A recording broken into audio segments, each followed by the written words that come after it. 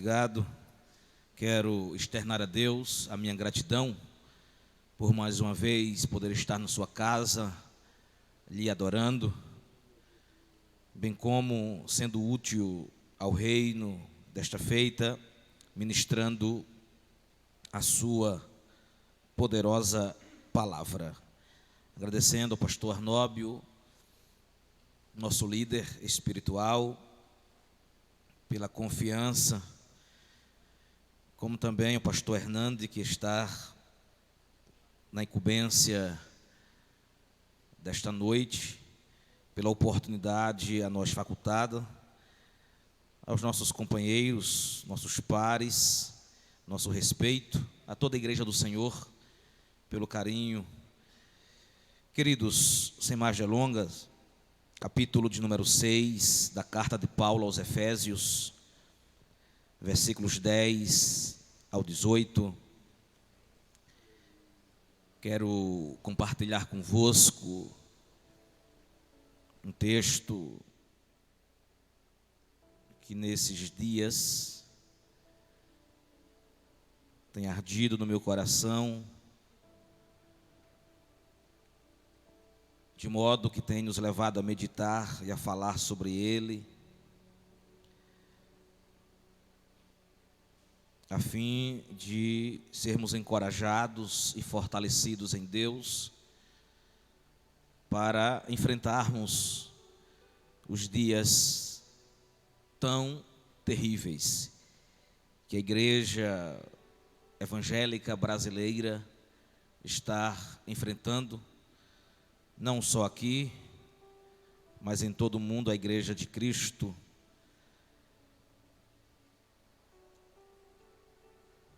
assim está escrito: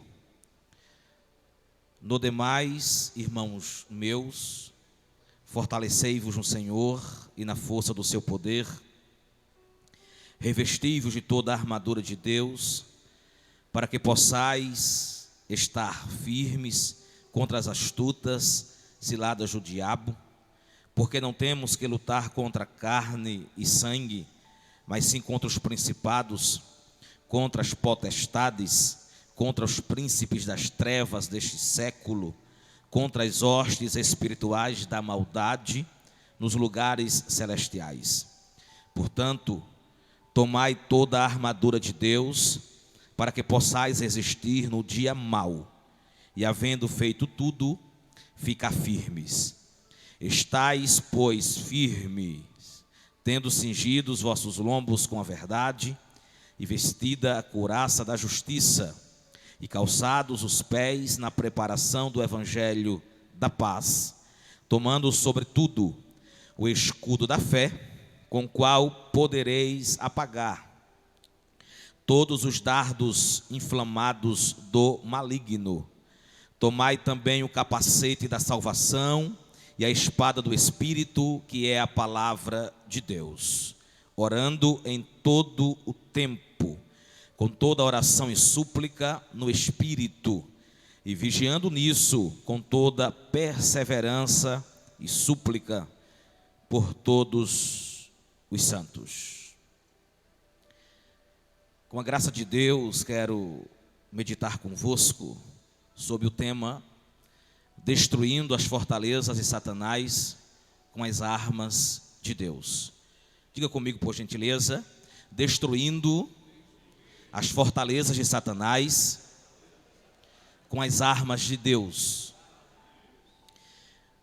Amados, diante do livro exposto, nós precisamos compreender que, ainda no primeiro século, quando a igreja já havia sido estabelecida, Deus levantou grandes homens após a ascensão de Jesus, e homens como Pedro, João, Tiago e outros foram colunas, foram baluartes, foram empreendedores no reino E Deus fazia com que a igreja crescesse, ao ponto também de chamar para o apostolado Saulo de Tarso, convertido ao evangelho das entranhas judaicas, também romano de nascimento, e este tornou-se um grande líder. Empreendeu-se em viagens missionárias, levantando igrejas, formando um grande povo na Ásia, na África, na Europa. E um certo tempo, em uma das suas viagens, ele chegou em Éfeso.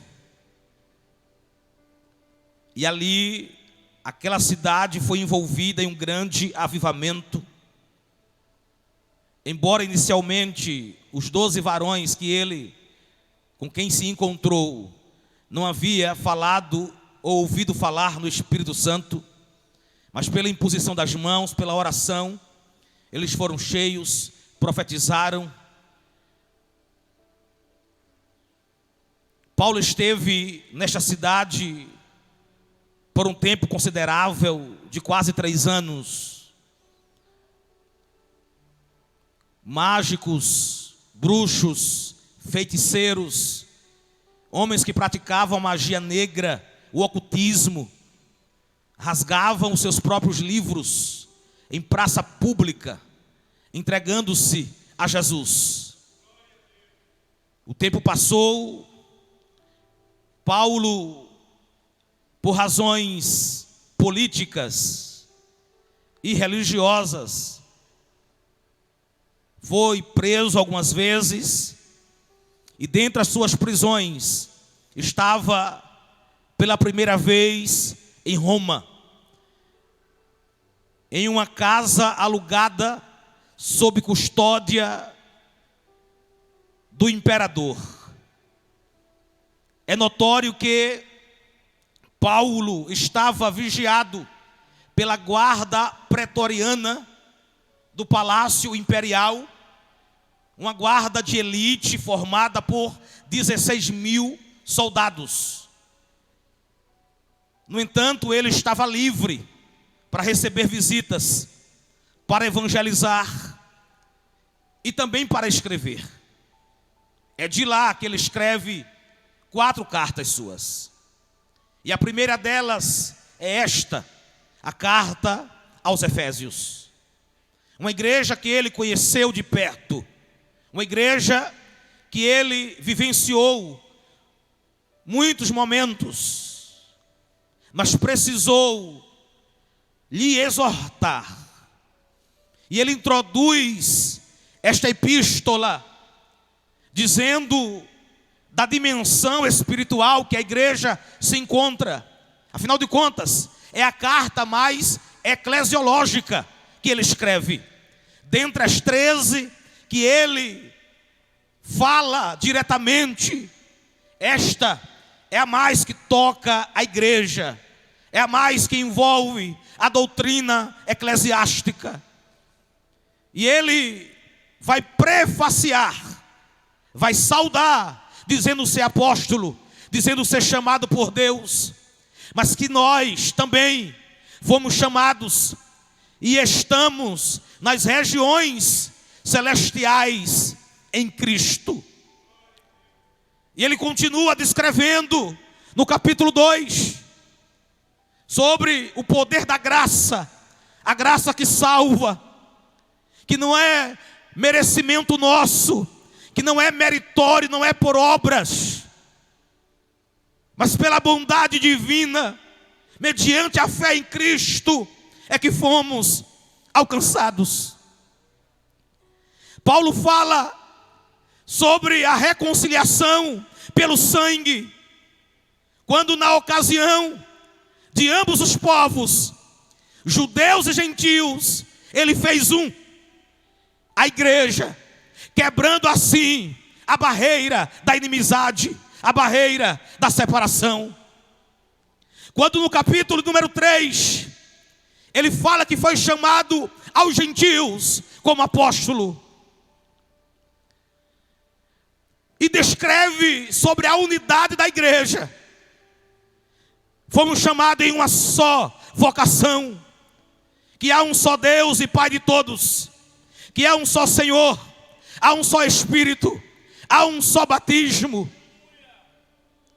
Ele continua no capítulo 4, exortando a pureza e advertindo, dizendo: não deis lugar ao diabo.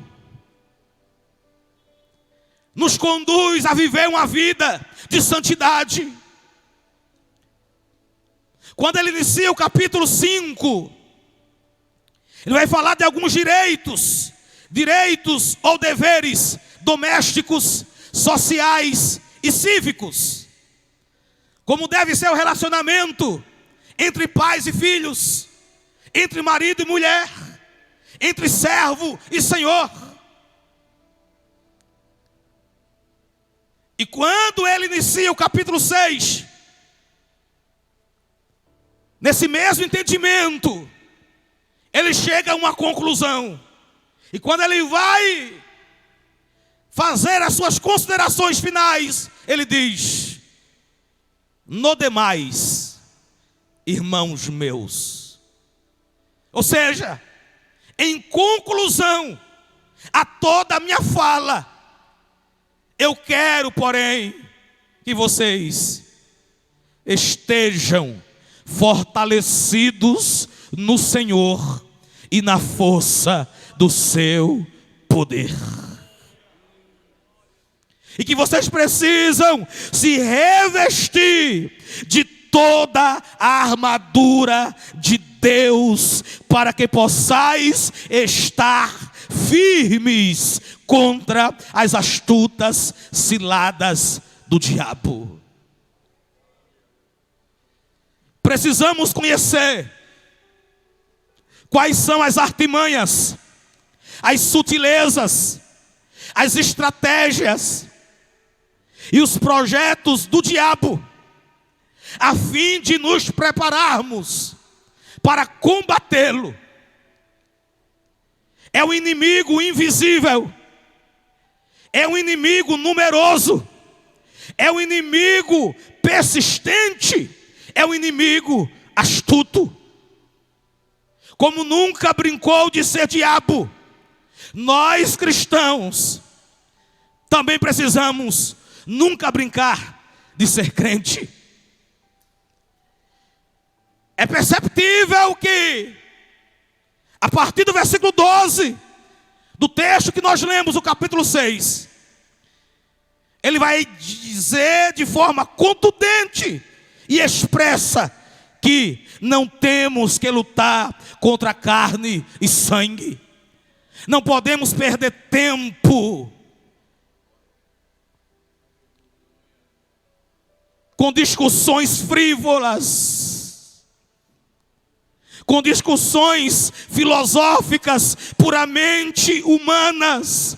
Não precisamos perder tempo, ou não devemos, aleluia, por brigar, por fazer grupos ou facções religiosas dentro da igreja. A nossa guerra, ela é estritamente espiritual. A nossa luta, nós estamos, queridos, não é numa praça pública, não estamos em um parque de diversão, não estamos em um shopping center, nós estamos em uma arena. Foi Pedro que disse: o diabo, vosso adversário. Então ninguém deve brincar com o inimigo. Não estou superestimando o diabo, mas também nós não devemos subestimá-lo. Como diz o nosso pastor, os extremos são perigosos, claro. Mas precisamos atentar Porque Paulo falou de modo muito claro que devemos lutar contra os principados. Os irmãos fazem ideia do que é isto? São os chefes demoníacos superiores. É a ordem mais elevada dos anjos maus. O termo aqui significa detentor do poder satânico. Ele continua a dizer: contra as potestades. São as autoridades que exercem o poder satânico recebido dos principados. Esses são os que saem em linhas de frente, são os comandantes. Embora uma ordem de anjos maus subordinada aos principados, enquanto as potestades ou os principados, eles são superiores e detêm o poder de Satanás, as potestades, elas recebem este poder para executar. O diabo sempre, depois que perdeu a sua única chance, sempre quis imitar a Deus. Como no céu há um poder hierárquico, há uma organização angélica, no mundo espiritual da maldade, também o diabo se organiza. Como no céu há arcanjo, querubins, serafins e anjos ministradores, no mundo infernal há também uma organização. Paulo traz tudo isto aqui e continua dizendo: contra os príncipes das trevas deste século. São os dominadores das trevas que regem este mundo, que regem este século. Mundo no sentido de modo de viver, mundo no sentido de sistema pecaminoso, sistema dominado pelo diabo. Não foi o próprio Paulo que disse em Coríntios, capítulo 4, versículo 4, da sua segunda carta? O Deus deste século tem cegado o entendimento dos incrédulos, para que não lhes resplandeça a luz do Evangelho. Foi Jesus quem disse: basta cada dia o seu mal. João escreveu: o mundo jaz no maligno. A única diferença é que a igreja está em uma dimensão espiritual, para combater, aleluia, o mundo da maldade. A igreja precisa reconhecer, aleluia, a sua dimensão espiritual.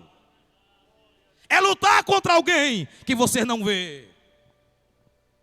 Não tem muito tempo, mas o diabo se apresentava como diabo.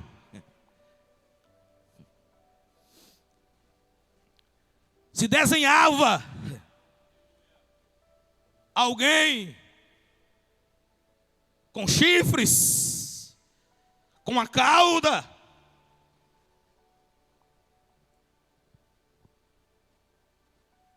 com uma lança tridente.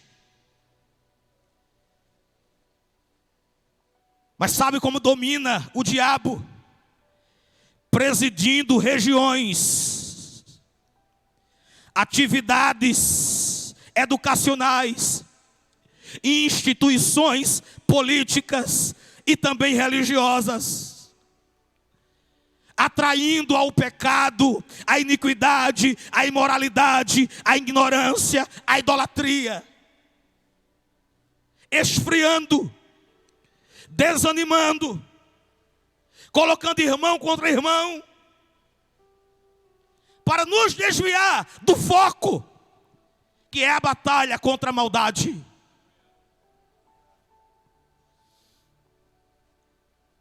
Ele continua dizendo: contra as hostes espirituais da maldade nos lugares celestiais. As forças invisíveis do mal, as hordas ou as forças de demônios em geral. Mesmo demônios comuns são diferentes uns dos outros em maldade. Lembra quando Jesus disse,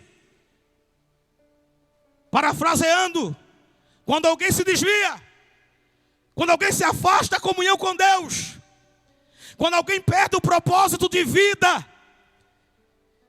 que o diabo ou saem demônios da vida dele,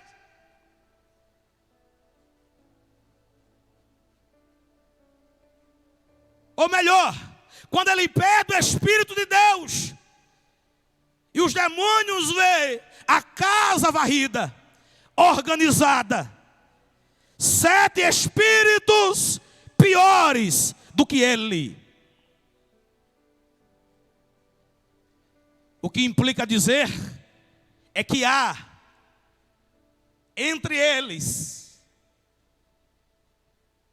autoridades e poderes delegadas, cada um com a sua força. E para que eu estou dizendo isto? É porque Paulo, além de tratar, ele diz, portanto. Em outras palavras, conhecendo que o poder satânico tem a sua organização, conhecendo que o diabo detém os principados, as potestades, os príncipes das trevas, as hostes espirituais da maldade. Portanto, tomai toda a armadura de Deus. Para o quê?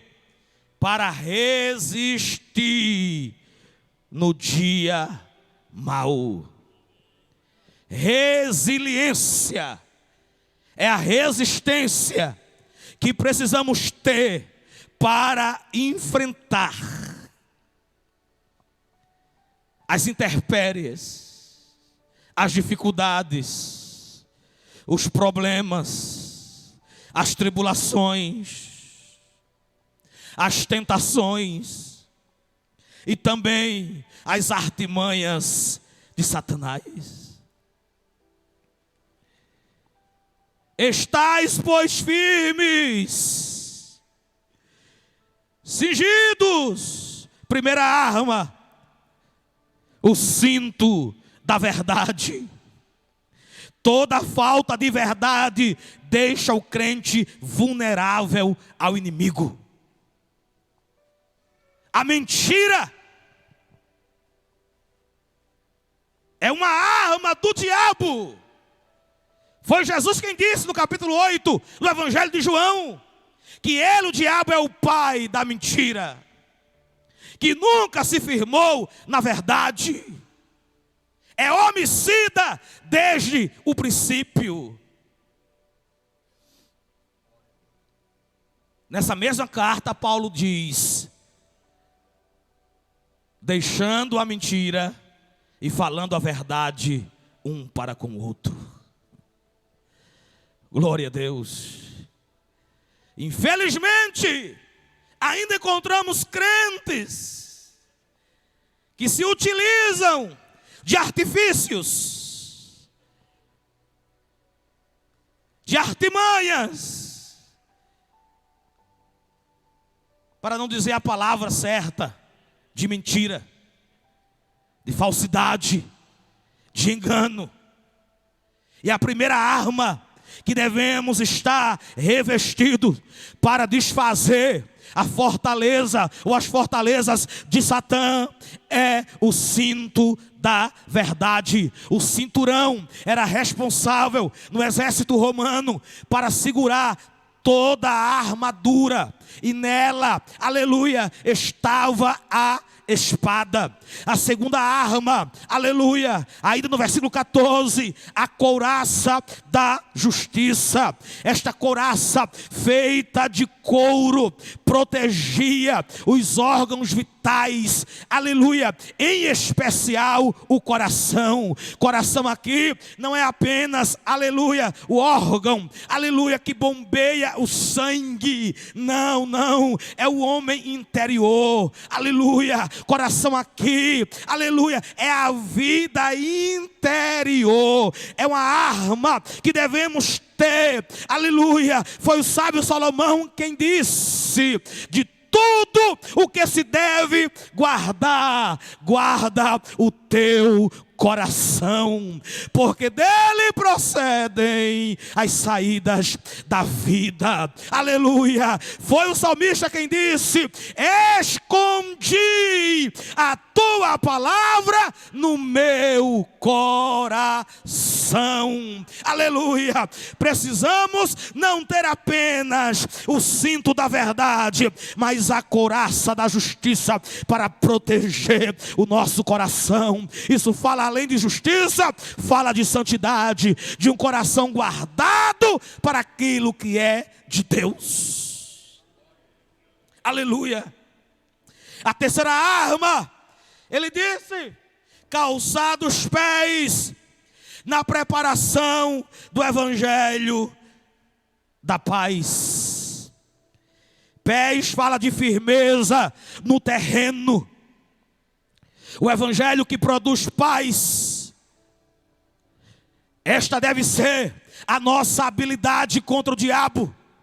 Se utilizar do evangelho, se utilizar do que está escrito, se utilizar do que Jesus ensinou, se utilizar da doutrina dos apóstolos, se utilizar daquilo que foi ratificado à igreja. Aleluia. Os princípios cristãos, os princípios bíblicos, aleluia, vétero e neotestamentário, glória a Deus.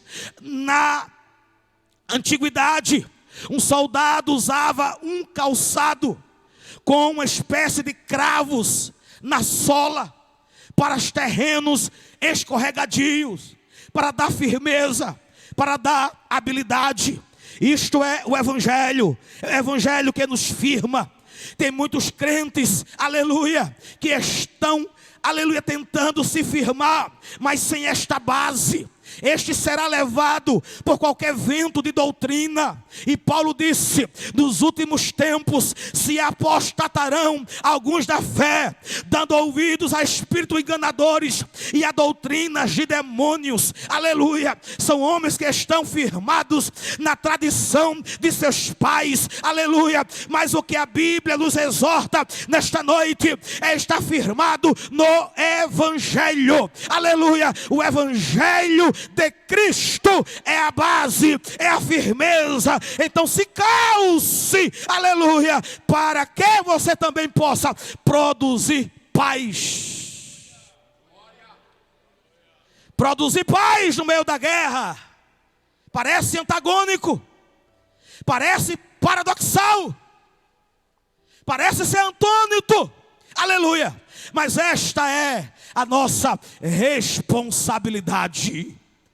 Enquanto o diabo lá fora vira tudo de cabeça para baixo, nós cristãos, revestidos da armadura de Deus, precisamos transmitir a paz que excede todo entendimento. É uma das nossas aparelhagens. No versículo 16, ele fala da quarta arma, o escudo da fé. 1,60 m de altura, aproximadamente 70 centímetros de largura, aproximadamente. Era o escudo que os soldados se utilizavam. É interessante que Na época das brigas, dos jogos, do esporte, lá nas arenas, os gladiadores tinham, e Paulo tinha esta visão. Paulo era romano, conhecia bem o ofício do soldado, a estratégia de guerra.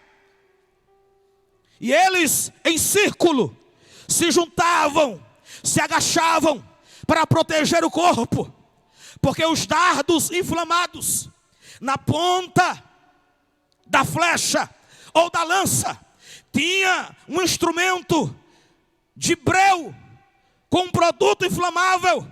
Eles ateavam fogo na ponta da lança ou da flecha e ateavam, incendiavam cidades, matavam exércitos inteiros. No mundo espiritual também é assim. As setas diabólicas, as lanças do diabo. Mas para você se proteger, precisa do escudo da fé.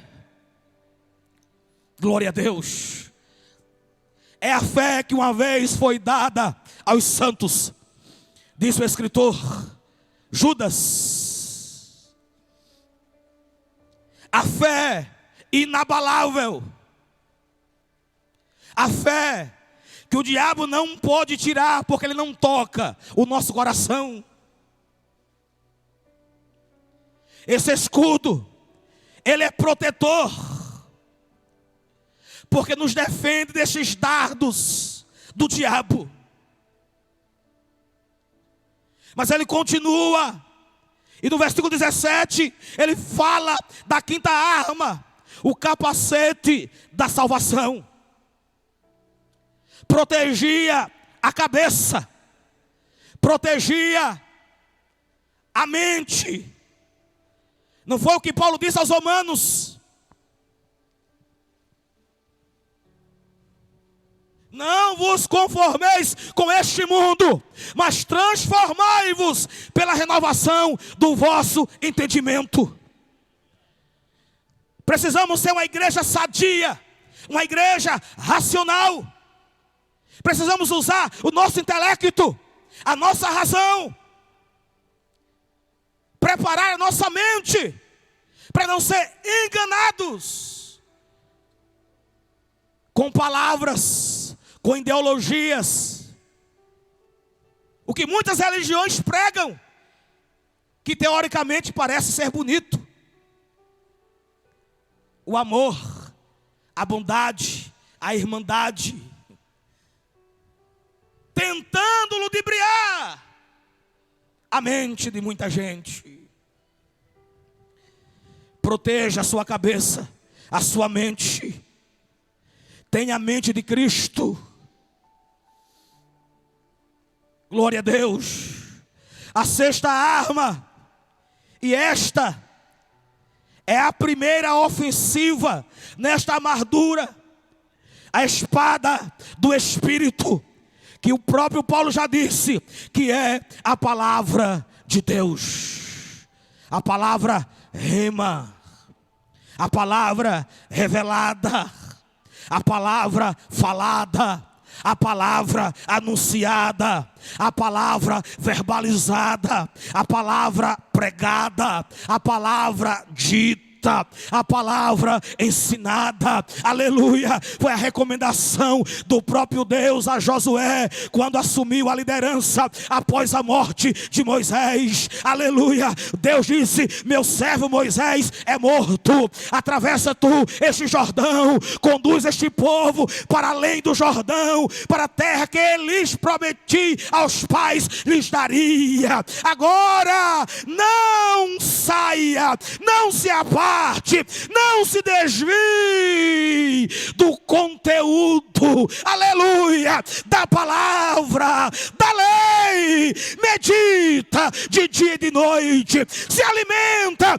diariamente, porque esta será a arma, aleluia, que você vai atacar, glória a Deus, com o cinto, com o calçado, com o escudo, com o capacete, você se defende, mas com a palavra você ataca, aleluia. Jesus no deserto, conduzido pelo Espírito durante 40 dias, tentado pelo diabo, ele disse: está escrito.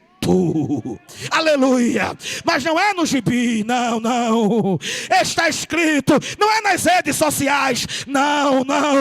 Está escrito, não é no horóscopo, não. Está escrito na Bíblia, a palavra de Deus, aleluia, a arma que você vai contra o diabo. E por último, já finalizando, porque o tempo já foi, ele diz no versículo 18: orando em todo o tempo. Glória a Deus. No meu modo de ver, aqui também é uma sétima arma, e também uma arma que você contra-ataca. Guerra espiritual se vence de joelhos. Guerra espiritual se vence orando. Orando quando? Em todo o tempo. Fazendo o quê? Orando no Espírito. Como? Suplicando. Glória a Deus. Precisamos suplicar em oração. E com todo este revestimento, com toda esta armadura, estaremos prontos para vencer as astutas ciladas do diabo. Que Deus abençoe.